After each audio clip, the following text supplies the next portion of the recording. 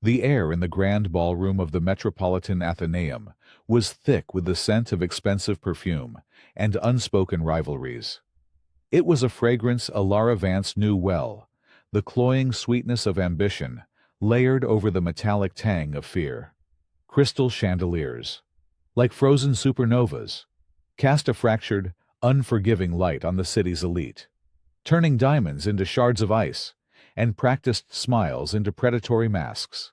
The clinking of champagne glasses, a sound she had once found festive, now sounded to her like the sharpening of knives.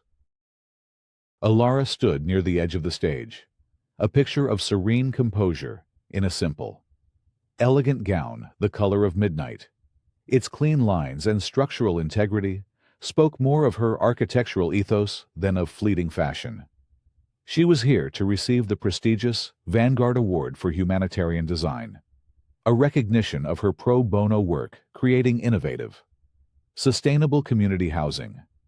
It was meant to be the culmination of a decade of quiet, relentless work, a moment to finally step out from the long, dark shadow of her family's past. But she knew better. In this world, no stage was a sanctuary. It was merely a more elevated battlefield. And now, the host's voice boomed, amplified to an almost violent degree. It is my distinct honor to introduce our keynote speaker, a man whose vision is literally reshaping our city's skyline, the chairman of Thorne Development, Mr. Marcus Thorne. A wave of applause, deferential and thunderous, swept through the hall. Marcus emerged from the wings, his movements as polished and confident as the Italian leather of his shoes. He was handsome in a way that seemed algorithmically generated for power, a strong jaw, silver-streaked hair that bespoke experience rather than age, and eyes that held a disarming warmth. A warmth Alara knew was as manufactured as the climate-controlled air in the room. He took the podium, a predator assuming his favorite perch, and surveyed the room with a proprietary smile. "Thank you," he began, his voice a rich, resonant baritone that commanded attention. He spoke of philanthropy, of civic duty, of the responsibility that came with success. His words were a masterfully woven tapestry of humility and influence. Then, his gaze found Alara.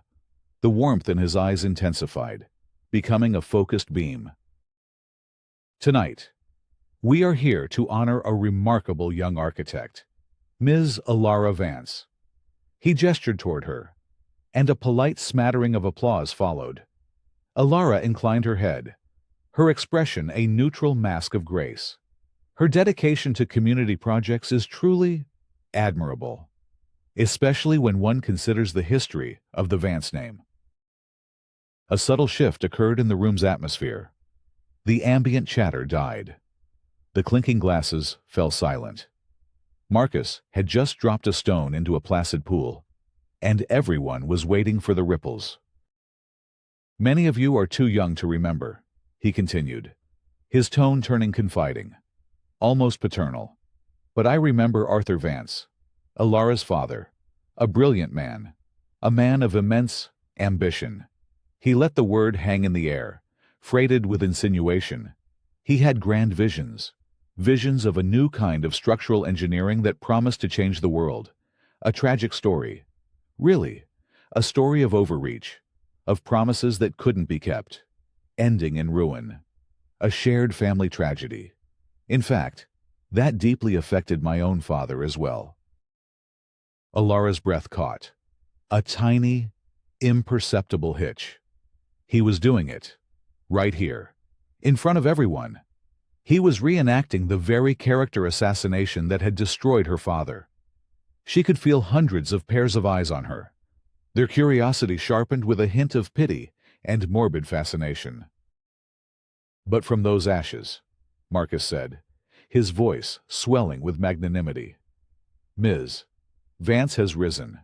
It's a testament to her tenacity, and one has to wonder, seeing the beautiful work she does, about the origins of her funding.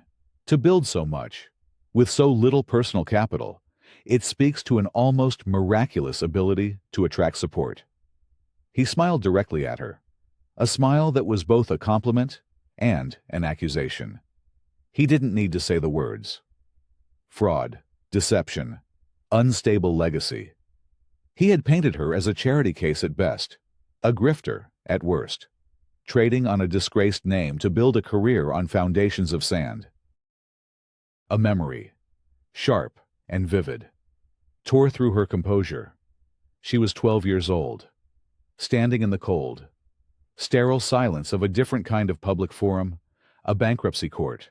Her father, Arthur Vance, stood before a judge, his shoulders slumped, his face pale and drawn. The fluorescent lights hummed overhead, an indifferent chorus to his humiliation. His partner, Alistair Thorne. Marcus's father had taken his own life a week prior, and the fallout from their joint project's catastrophic failure was being laid squarely at Arthur's feet. Whispers had filled that courtroom. Too reckless, unstable. He ruined Thorne. Her father, a gentle genius who sketched brilliant designs on diner napkins, was being systematically dismantled. His reputation stripped away layer by layer until nothing was left but shame. Now, 2 decades later, the son was finishing what the father had started. Alara brought herself back to the present. The ballroom was silent, waiting for her to crumble. They expected tears, a stammered defense, a flight from the stage. She gave them none of it. She held Marcus Thorne's gaze, her own eyes clear and steady. She allowed a small, serene smile to touch her lips, a smile that did not reach her eyes. The contrast between his veiled attack and her unshakable calm was unnerving. The suspense in the room coiled, tightening with every second that she refused to break. She knew, and he knew, that this was not an ending. It was a declaration of war. He had just provided the grand opening, and now it was her turn to design the devastating conclusion. Alara's firm, Vance Design Collaborative, occupied the 3rd floor of a renovated brick warehouse in a part of the city that was still more grit than gentrification. Unlike the cold, imperial towers designed by Thorne Development, her space was defined by warmth and light. Exposed brick walls were softened by climbing ivy. Drafting tables of reclaimed wood stood in place of sterile cubicles, and a large central atrium allowed natural light to pour in, illuminating the detailed scale models of community centers, libraries, and affordable housing complexes. The air smelled of coffee, old paper, and quiet determination. This was her sanctuary, the world she had built not from the ashes of her father's legacy, but as a direct continuation of his core beliefs that architecture should serve humanity, not just capital. She was successful, but on her own terms. Her projects won awards for their ingenuity and social impact, not for their towering height or exorbitant budgets. She was respected within a niche, but in the larger ecosystem of power, where Marcus Thorne was the apex predator, she was considered little more than an interesting novelty. Her support system was as small and curated as her firm. There was Benjamin Carter, a forensic researcher who looked more like a perpetually exhausted graduate student than the digital bloodhound he was. With his wire-rimmed glasses constantly sliding down his nose, and a wardrobe consisting entirely of gray hoodies, Ben could unearth a shell corporation's true owner faster than most people could find their car keys.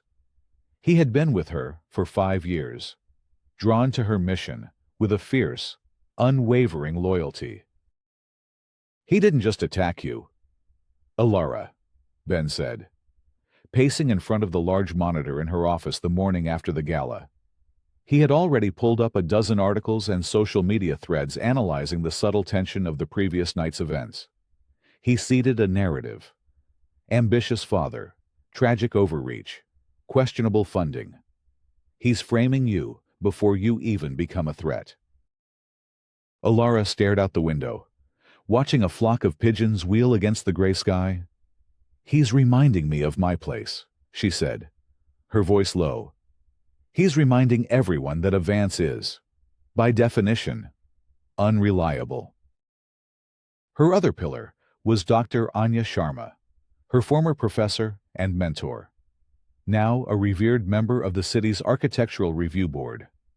Anya was a woman of formidable intellect and quiet strength, her wisdom etched in the fine lines around her eyes. They met for coffee every Friday in a small, book-lined cafe near the university.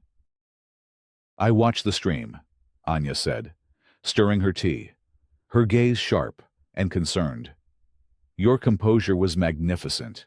It was also terrifying. I know that look. Alara. It's the same look your father had before he bet everything on the partnership with Alistair Thorne." "This is different," Alara insisted. "Is it?" Anya countered gently. "Marcus Thorne is his father's son, but with twice the ruthlessness and none of the vision. You are your father's daughter, with all of his brilliance and a dangerously similar obsession with honor. Be careful. A quest for justice can easily become a path to self-destruction." Alara appreciated Anya's concern, but the warning felt distant. Academic.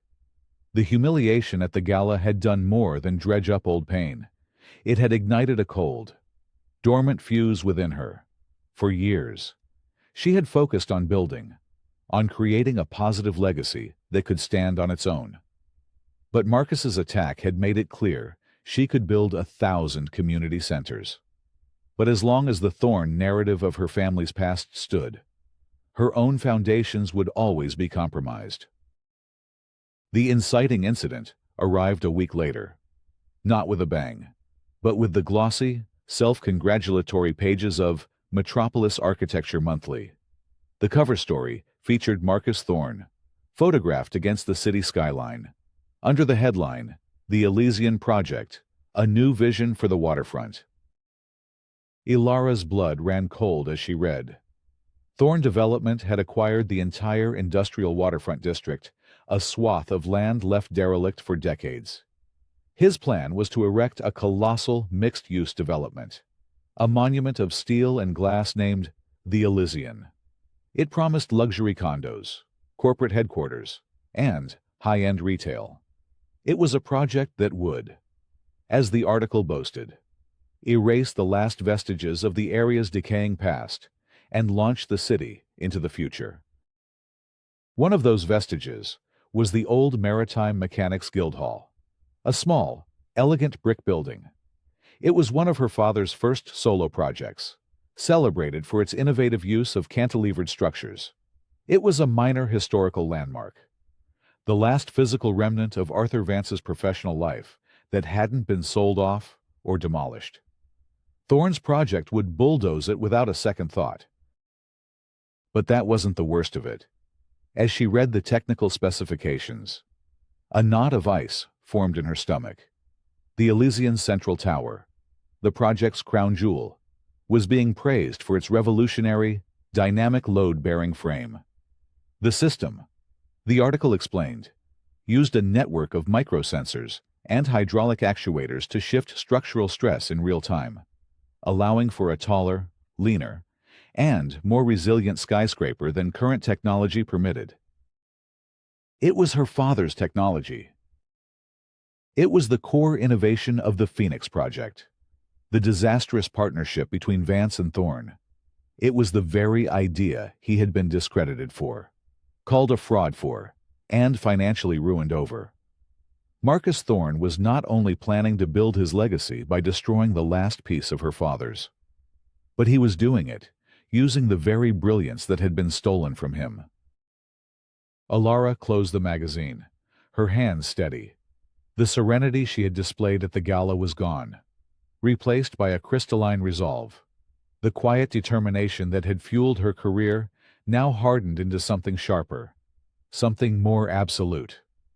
Anya's warning about self-destruction echoed in her mind, but it was drowned out by a louder, more urgent imperative.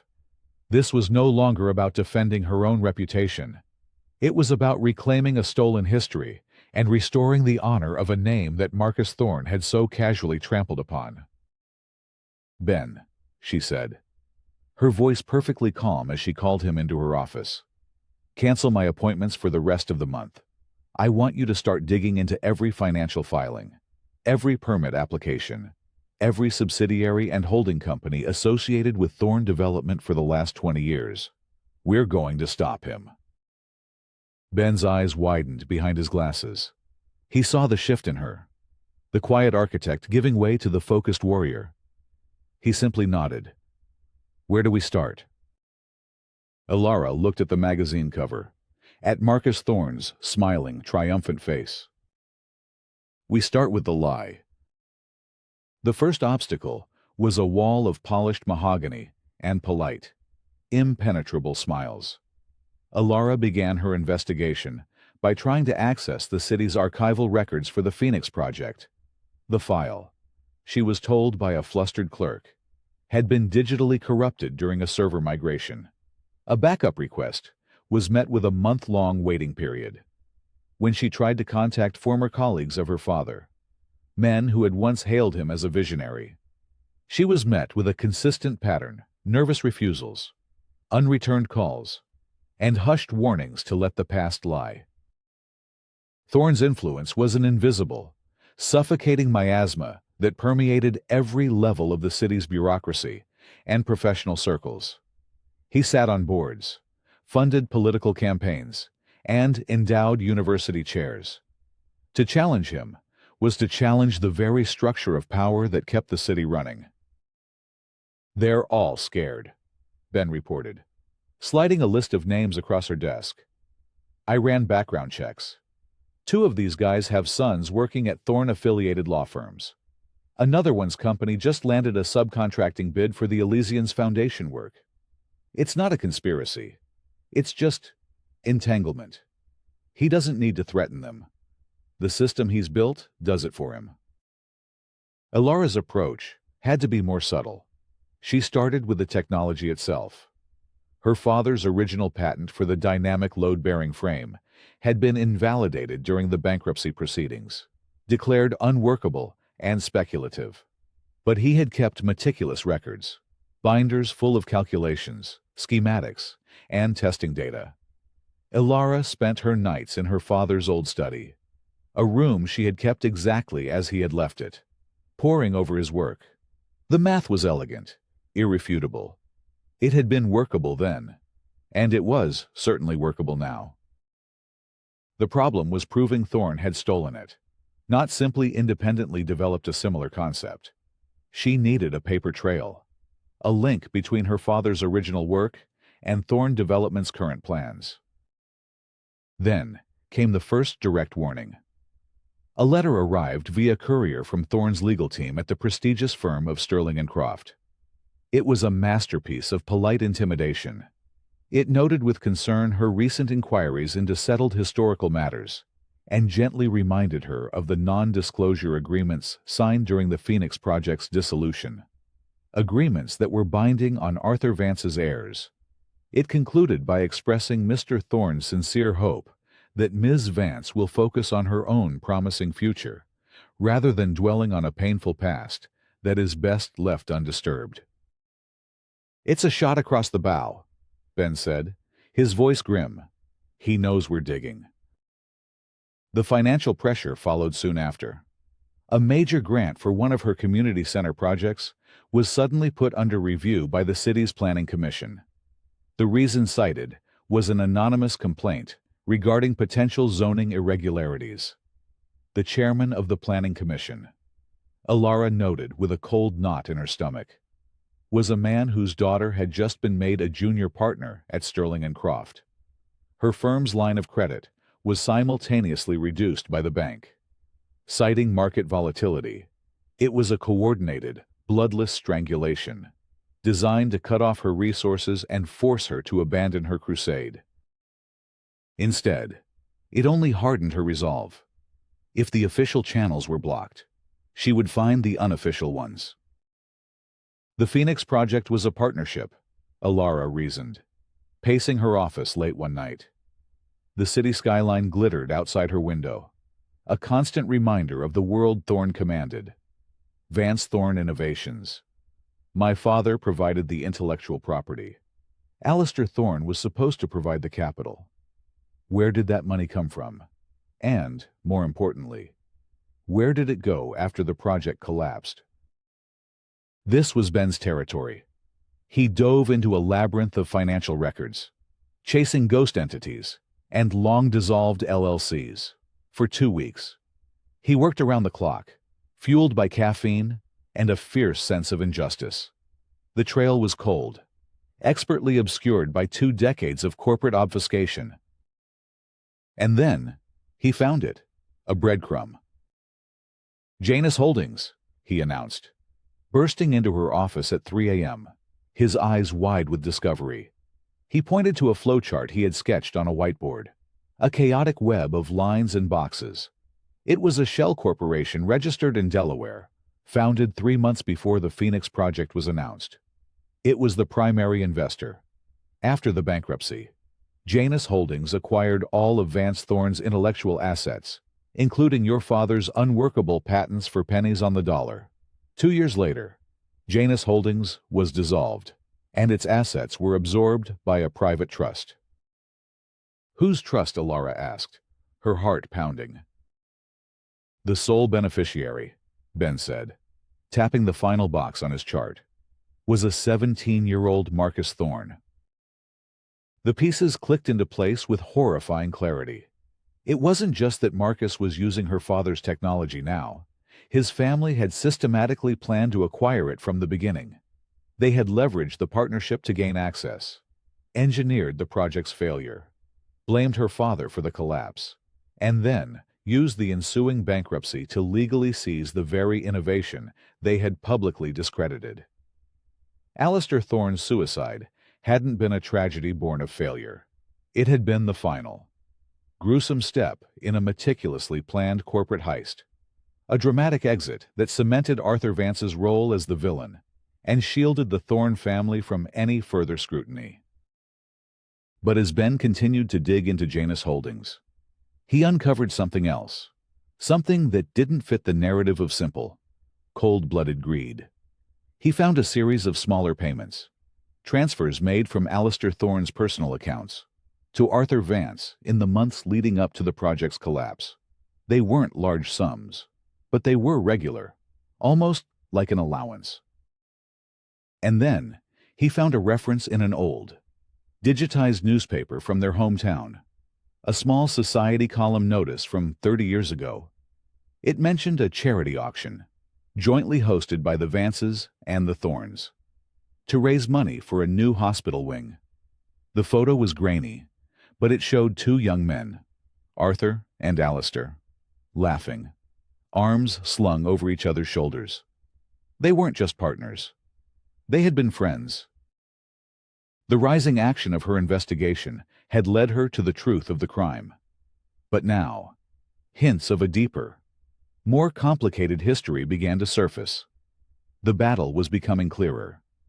But the motivations of her enemy were suddenly shrouded in a new, unsettling fog. The threats from Thorne's camp escalated in tandem with her discoveries. One evening, as she was leaving her office, she found Marcus Thorne leaning against her car, waiting for her in the deepening twilight. He wasn't flanked by lawyers or assistants. He was alone. "Ilara," he said, his voice calm and reasonable. "This has gone far enough. You're hurting good people. You're disrupting projects that will employ thousands. Whatever you think you're doing, it's time to stop." "Are you threatening me, Marcus?" she asked, her own voice steady, refusing to show the fear that fluttered in her chest. "No," he said, and the sincerity in his eyes was the most chilling part. "I am trying to save you from yourself. Our fathers made their choices a long time ago. You don't want to end up like yours. A brilliant mind consumed by a single, fatal obsession. Walk away. For your own sake." He pushed himself off her car and walked away into the darkness. leaving her with a warning that felt less like a threat and more like a prophecy. He wasn't just trying to intimidate her. He seemed to genuinely believe he was the one in the right. The midpoint twist came not from a spreadsheet or a legal document, but from a dusty, forgotten box in Alara's own basement. Searching for her father's old university textbooks, she stumbled upon a box labeled A.T. Mementos.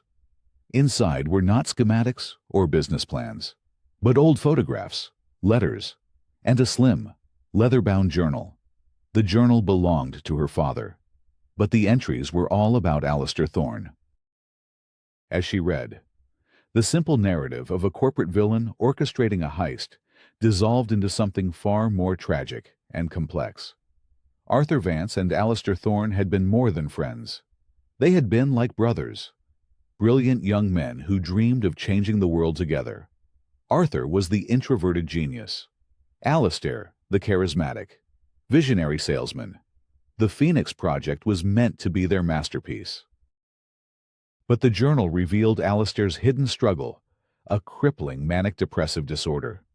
He would have periods of boundless energy and optimism, securing funding and charming investors, followed by deep, debilitating depressions where he would vanish for weeks, consumed by paranoia and despair. The strange payments Alara's father had made to him weren't business-related. They were personal loans to cover Alistair's debts during his dark periods. The final entries were a harrowing account of the project's collapse. An unexpected flaw in a key material supplier's product caused a catastrophic failure in a full-scale prototype. The investors panicked.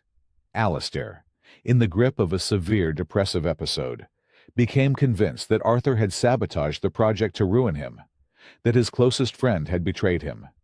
He saw conspiracies everywhere.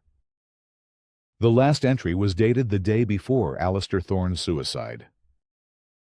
He won't listen to reason.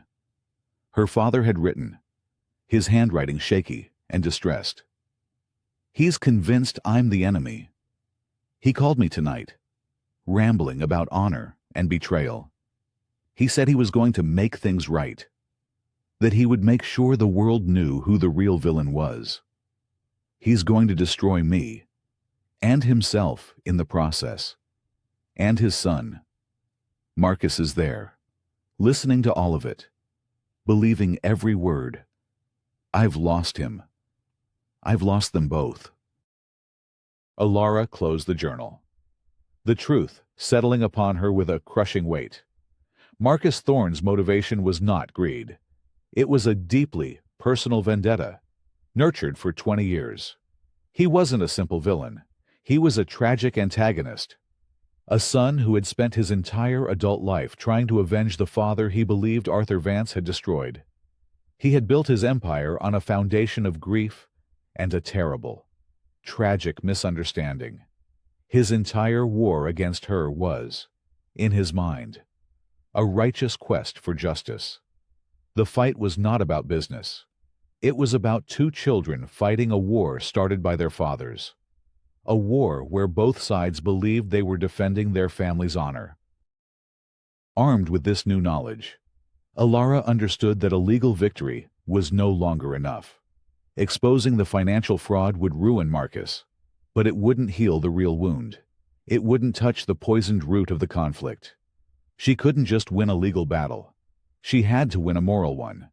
She had to uncover and present the entire, complicated truth, not just for her father's sake, but for both their sakes. Thorne, however, was not interested in nuanced truth. Sensing she was closing in on something vital, he escalated his campaign from quiet pressure to a ruthless, public assault.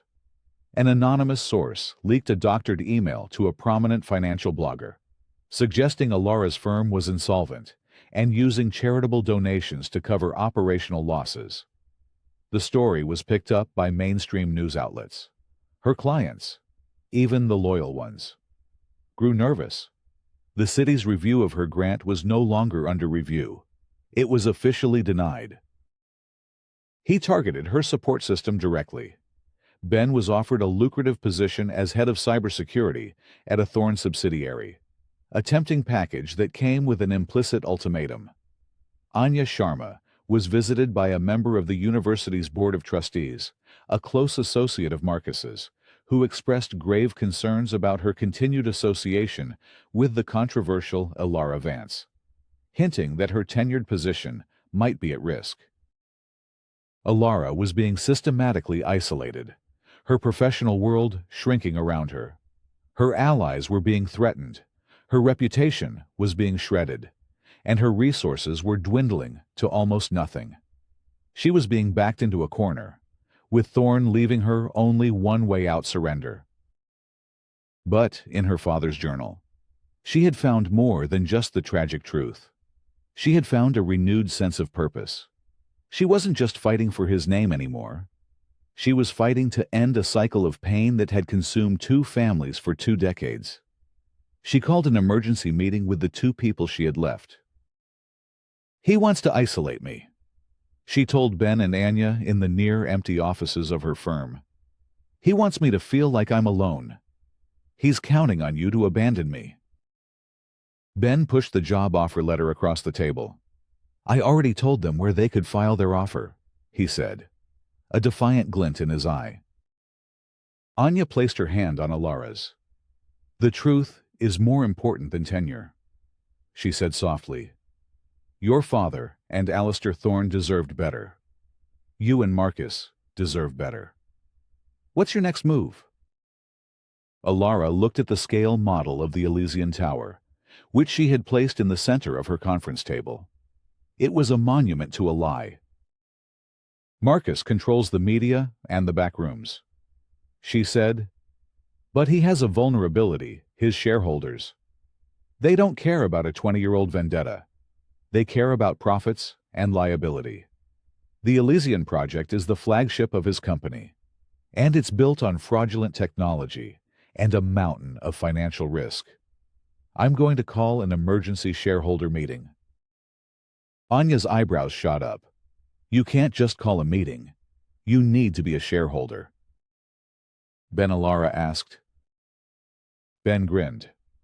"For the first time in weeks, I used the last of our operational funds, plus some of my own savings. As of this morning, we are the proud, if very minor, owners of 5 shares of Thorn Development stock, according to their bylaws. That's all we need to file a motion." The final battlefield was chosen. It would not be a courtroom or a press conference. It would be the sterile, cold silence of the boardroom. A high-stakes public forum where the outcome would be immediate, irreversible, and broadcast for the entire world to see.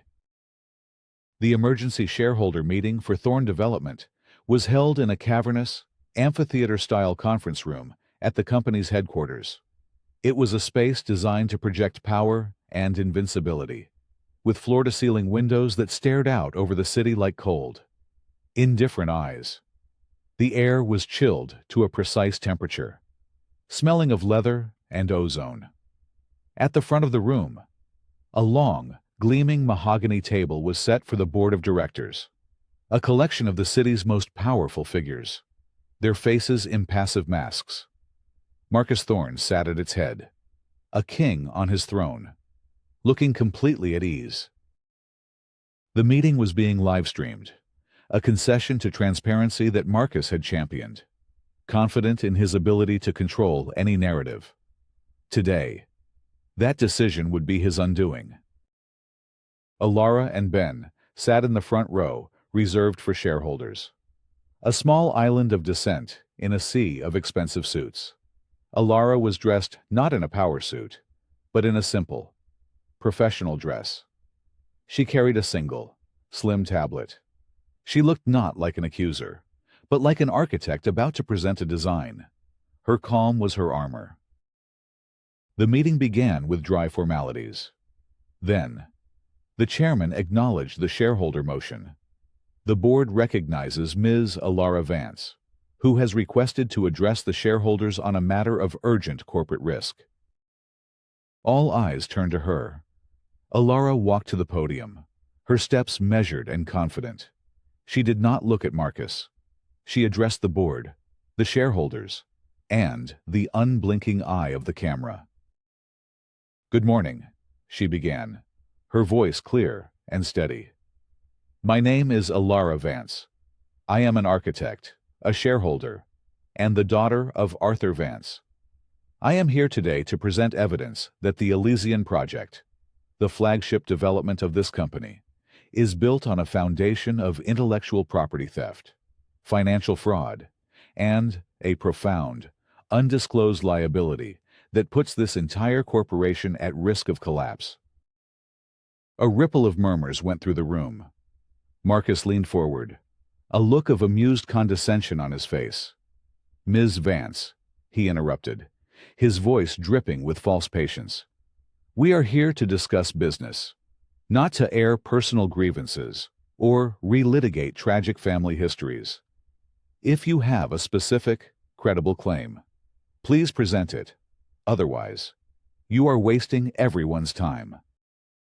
"My claim is very specific, Mr. Thorne," Alara replied, her gaze finally meeting his. She clicked a button on her tablet, and the large screen behind the board lit up with a document, the original patent filing for her father's dynamic load-bearing frame. This technology, which forms the core of the Elysian Tower's design, was created by my father, Arthur Vance. And this. She clicked again, displaying the asset transfer records from Janus Holdings, is the proof that Thorne Development, through a shell corporation, fraudulently acquired this patent for the explicit purpose of exploiting it after publicly discrediting its inventor. She laid out her case with methodical precision. She presented financial flowcharts, patent comparisons, and timelines. She showed how Thorne Development had systematically lied to investors and regulators about the technology's origins. Ben had prepared the data impeccably. The evidence of fraud was undeniable. The board members shifted uncomfortably in their seats. The financial analysts in the room began scribbling furiously. Marcus fought back, not by denying the documents, but by attacking her credibility. "This is a desperate fantasy concocted by a vengeful daughter," he said, his voice resonating with authority. "She is twisting history to tarnish a legacy.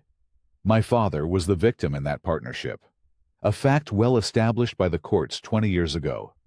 This is nothing more than a pathetic attempt at a shakedown." The board was wavering. Her evidence was strong. But Marcus's power and influence were a force of nature. She needed something more, something to break through the wall of corporate loyalty. She needed to expose the motive, the original sin. "You're right about one thing, Marcus," Alara said, her voice softening. "This is about our fathers.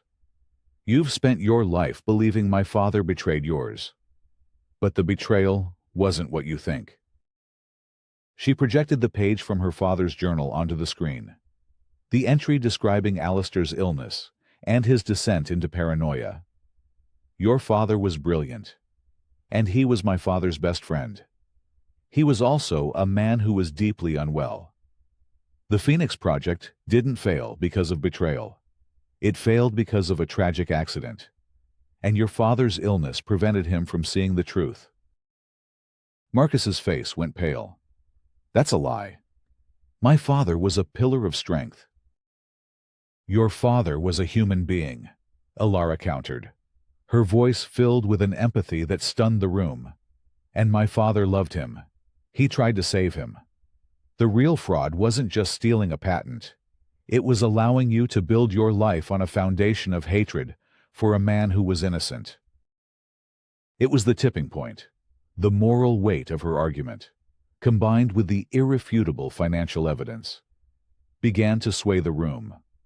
A board member cleared his throat. "Marcus, is this true? Was your father unwell?"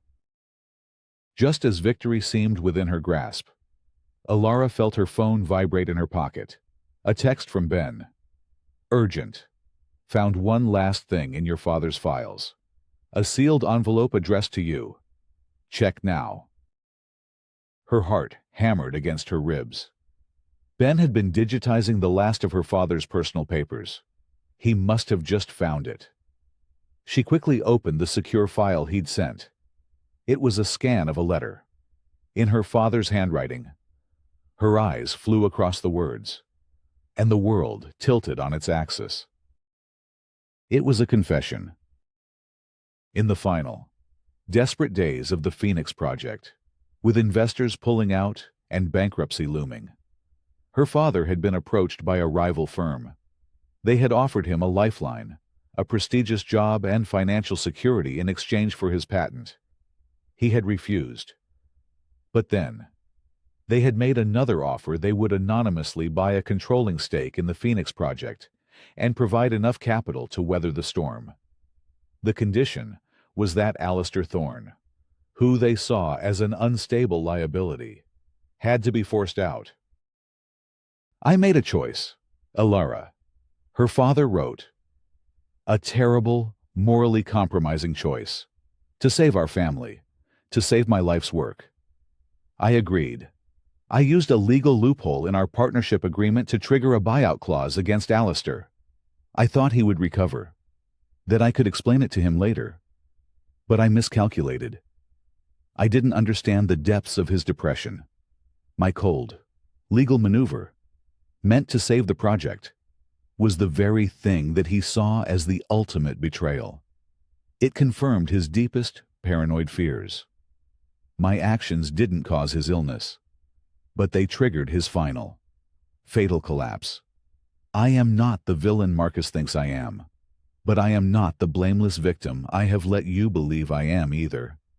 The truth is more complicated. I am so sorry." Alara looked up from her tablet, the air rushing from her lungs. The secondary twist, the final, terrible piece of the puzzle, complete revenge, total victory, would mean hiding this. It would mean sanctifying her father's legacy on a partial truth, becoming just like Marcus, curating a history to suit her own narrative. She looked at Marcus, who was now being peppered with questions from the board. She saw the confusion and pain in his eyes, the first cracks appearing in his 20-year-old certainty. And she made her choice. "Wait," she said, her voice cutting through the rising chaos. The room fell silent again. She took a deep breath. "The story is not finished. My father was not a traitor, but he was not a saint, either." In front of everyone, she read the letter aloud. She spared no detail of her father's desperate, flawed choice. She laid the whole, complicated, painful truth bare for the world to see. She exposed Marcus's crimes, but she also exposed her own father's moral failing. The room was utterly still. Marcus stared at her, his expression unreadable, a storm of emotions warring behind his eyes. He had built his life on a simple, righteous story of good versus evil, and she had just handed him a truth so complex and tragic it defied easy judgment. Then she turned to the board. "The cycle of revenge between our families ends today, with the truth, all of it. Now, you must make your own choice. You can continue to back a man who built this company's flagship project on fraud and a lie, or you can act to protect the interests of your shareholders and begin the difficult work of building on a foundation of honesty." She stepped back from the podium, her part in the play complete. She hadn't just presented evidence. She had offered a new path. The choice was no longer about siding with Vance or Thorne. It was about choosing truth over illusion. The chairman of the board, a man known for his ruthless pragmatism, looked at Marcus, then at the damning financial data, then back at Alara. He picked up his gavel, the sound of the wood striking the block echoing like a gunshot in the silent room. "This meeting is suspended. The board will convene in a private executive session. Mr. Thorne, you will not be joining us." The aftermath was a swift and brutal corporate execution. Marcus Thorne was removed as chairman and CEO by a unanimous vote of the board. The Elysian project was suspended indefinitely pending a full-scale internal and federal investigation. Thorne Development's stock plummeted, and the financial world that had once revered Marcus now turned on him with merciless speed. He was ruined. But Alara's victory was muted, bittersweet. As the news broke and reporters clamored for a statement, she slipped away, refusing to be cast as the triumphant victor. She had won, but the cost had been the simple, heroic image of the father she had worshipped. She now had to reconcile the man who taught her about structural integrity with the man who had made a choice that compromised his own moral foundation. She found herself at the small cafe with Anya, the steam from her cup of tea warming her cold hands. "You did more than expose a crime today," Anya said, her eyes full of a deep, knowing pride. "You chose a difficult truth over an easy victory. That is a rare and profound form of strength. Your father would not just be proud of you for restoring his name. He would be proud of you for having the courage to tell his whole story." "I feel like I don't know who he was anymore," Alara confessed, her voice thick with emotion. "You know him better than ever," Anya replied gently. "You know he was brilliant, and loving, and flawed, and human. And in accepting that, you have freed both of you from the prison of perfection." In the weeks that followed, Alara handled the legal and media fallout with a quiet grace. She gave one, and only one, interview.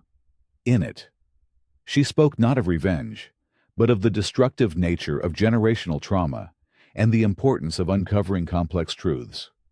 However painful, she refused to be defined as a victim or a simple avenger. She was an architect, and her focus, she stated, was on building what came next. With the investigations into Thorne Development ongoing, its assets were frozen and eventually put into receivership. Alara, through a new non-profit foundation she established, put in a bid not for the whole company, but for one specific parcel of land, the derelict waterfront district where the Elysian was meant to stand.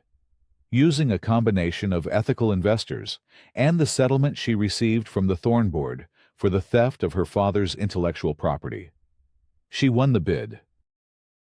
Months later, Alara stood on that same plot of land. The skeletal steel frame of the half-built Elysian Tower had been dismantled. In its place, construction was beginning on a new project. The air, once filled with the ghosts of a toxic rivalry, now hummed with the productive sounds of creation. Her design was the antithesis of the Elysian. It was not a single, monolithic tower, but a sprawling, human-scale campus. It featured a state-of-the-art innovation hub for young tech and engineering startups, an architectural library, public green spaces, and, at its heart, a community and arts center.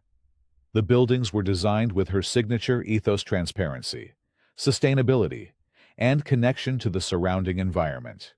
It was a place for building, not for dominating. A small crowd had gathered for the groundbreaking ceremony. Anya and Ben stood beside her. There were no major news networks, only local reporters and community leaders. Alara stepped up to a simple podium. "Today, we are breaking ground on a project dedicated to the belief that the past should inform our future, not imprison it," she said. "This center will be a place for collaboration, for innovation, and for second chances. It is therefore fitting that it be named in honor of two brilliant, flawed, and visionary men who, in another life, might have built something wonderful here together." A sign was unveiled behind her. It read, "The Vance Thorne Center for Innovation and Community." It was not an act of forgiveness. Not yet. It was an act of acknowledgement. A refusal to let the cycle of revenge claim another generation. It was a demonstration that she would use the power she had reclaimed not to erase the past, but to build a more honest future upon it. She was transforming her quest for revenge into a legacy of rebirth and restorative justice. That evening, back in her quiet office, a courier delivered a small, plain cardboard box. There was no return address. Inside, nestled on a bed of simple tissue paper, was a single object, an old, heavy, tarnished brass key. Beneath it lay a plain white card with a few words typed on it. It wasn't a confession or an apology. It was simply a quiet admission of the truth, a passing of a torch. The note read, "This opened my father's first office. He would have wanted an architect to have it." Alara closed her hand around the key, its cold metal a tangible link to the shared, tragic history that had defined so much of her life. She had not only reclaimed her family's honor, but she had also, perhaps, offered a glimmer of redemption to another. Holding the key, she looked out at the city skyline, no longer seeing a battlefield, but a canvas, waiting for a new design,